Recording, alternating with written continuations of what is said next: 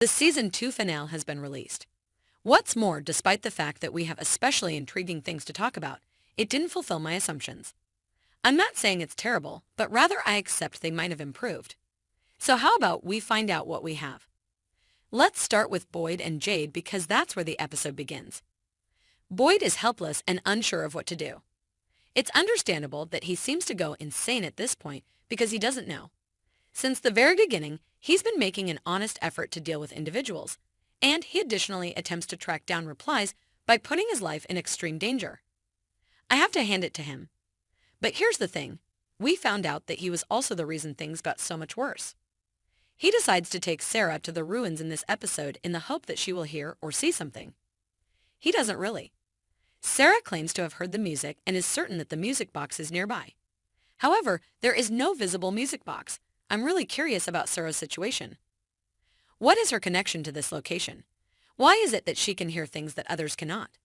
We actually know nothing about her association with the town, and I couldn't say whether we'll at any point study that. Anyway, she also says she hears them scream. I think she means Julie, Marielle, and Randall because we can see that they are still alive and scream from time to time, even though they seem unresponsive. I'll go into detail about them soon, but for now, let's focus on Sarah's experience. Curiously, she shares with Boyd that it's chuckling at you for liberating it. So, are we referring to a demon? What's Boyd's laughter? What was set free by Boyd? Although I'm not sure if this is the case, we do know that you returned to the town with worms embedded in his skin. I think what Boyd has set free is the song that comes from the music box. Boyd touched it when it was previously in the dungeon.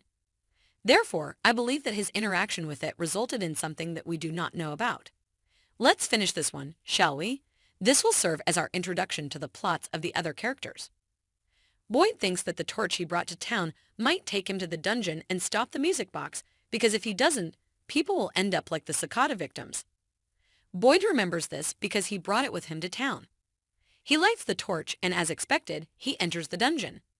Then, just like Martin and the other two skeletons, we see Randall, Marie, and Julie chained to the wall.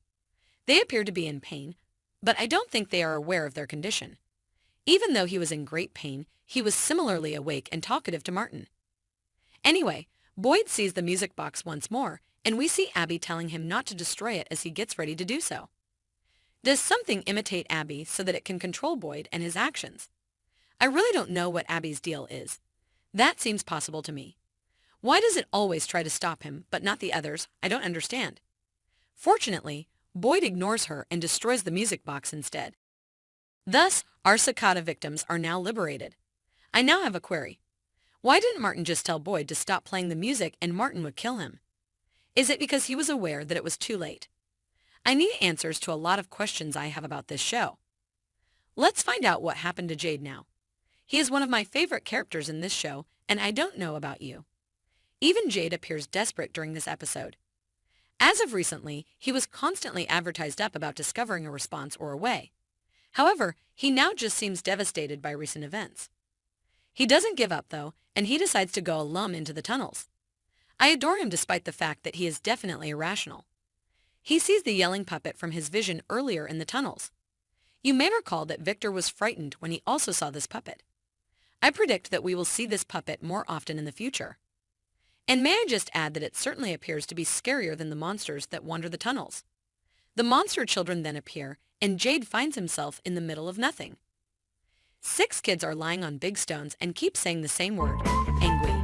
When the kids were surrounding Tabitha, we heard this word earlier, but we still don't know what it means. Do you have any hypothesis about that? I honestly do not. This may be some antiquated language, and it might mean assistance me, or something to that effect. What is your opinion? Jade appears perplexed at this particular time.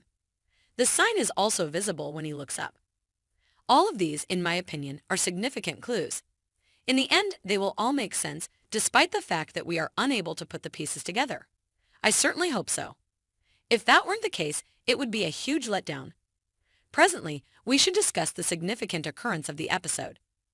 Finally, one of the characters made it. Yes, I am referring to Tabitha. She tells Jim all that she gained from Victor and chooses to track down a way to the pinnacle. Because her daughter is slowly dying and she can't wait, she wants to save the monster kids and end everything. She had no idea that Boyd was going to save Julie.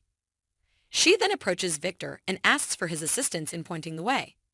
We discover that the container tree is the entryway that takes individuals to the beacon. As a result, he leads Tabitha to the tree. Additionally, he packed a bag for her. Isn't he adorable? After she says her goodbyes to Victor, we can see that.